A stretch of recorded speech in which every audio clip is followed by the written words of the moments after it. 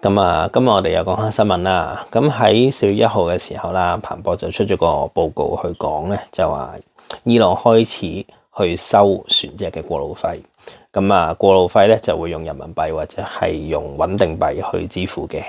咁其實呢一個會收過路費嘅消息咧，其實由3月中就開始傳噶啦。咁但係就4月1號嘅時候，彭博就出咗個 report，或者係有呢啲船係俾咗過路費，然後通過咗。有啲人咧就認為呢一個係中國嘅勝利啦，因為就真係代表人民幣可以國際化，甚至乎咧可能可以動搖到呢一個石油美元嘅地位。可能將來就繼續係用人民幣去結算呢一啲嘅石油。但係雖然我哋見到美國嘅國力可能同以前唔同啦，就基於呢個好嚴重嘅國債嘅原因啦，嘅債務嘅原因啦。但係喺而家呢一個嘅中東嘅戰爭仍然進行緊嘅時候咧，我哋暫時都仲未見到一個長遠將來嘅環境會係點樣。雖然啦，就伊朗係喺呢一個戰爭嘅狀態之下啦，咁佢會更加需要依賴來自中國嘅資金啦。但係我哋亦都會預見到，其實美國亦都唔會咁容易啦，去容許呢一樣嘢去發生嘅。其實我哋係可以預見到啦，就好似以往嘅歷史咁樣啦，任何一個國家或者任何一個貨幣體系嘗試去動搖呢一個石油美元嘅地位嘅時候咧，咁都會遭受到某種程度上面嘅打壓嘅。當然我哋而家講緊係中國啦，咁亦都係世界上嘅一個 super power。而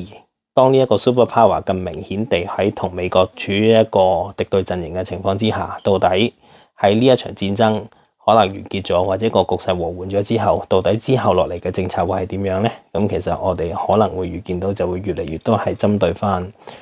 中國嘅政策就會推出㗎啦。而講起呢樣嘢啦，今日伊朗就話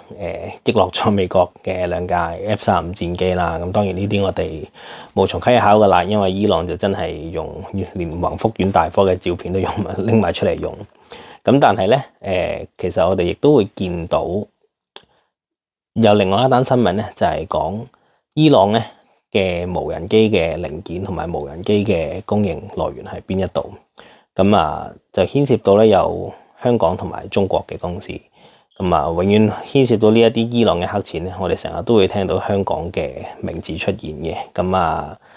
所以到底將來香港係咪會成為被制裁，或者係美國會再更加去針對香港去作出更加多不利嘅政策咧？其實如果香港嘅定位仍然係保持住而家嘅話咧，咁我哋其實係會見到可能將來或者係唔係真係好遠嘅將來咧，會有越嚟越多去針對香港作出打壓嘅一啲政策出嚟㗎啦。